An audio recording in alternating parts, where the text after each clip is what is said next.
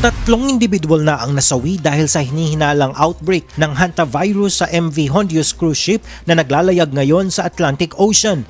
Isa sa mga nasawi ay kumpirmadong dahil sa nasabing virus. Ayon sa mga otoridad, isang 70-year-old na pasahero na nasawi sa barko ang naihatid na sa St. Helena, isang British Island territory.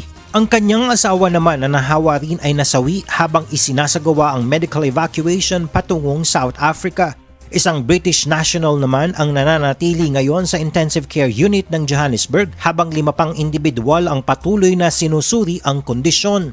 Ang nasabing barko ay naglayag mula sa bansang Argentina noong March 20 at nakatakda sanang dumaong sa Cape Verde ngayong May 4. Nagsasagawa na ng masusing koordinasyon ng World Health Organization o WHO at nagtakda na rin ito ng serye ng medical evacuations mula sa barko kasunod ang pagsasagawa ng Public Health Risk Assessment sa mga individual na nananatili sa barko.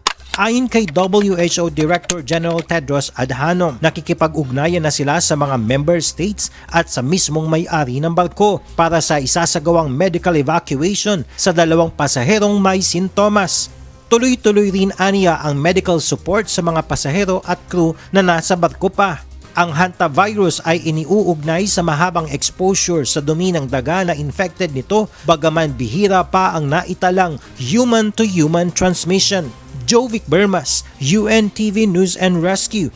Diyos ang aming sandigan, serbisyo publiko ang aming pinahahalagahan.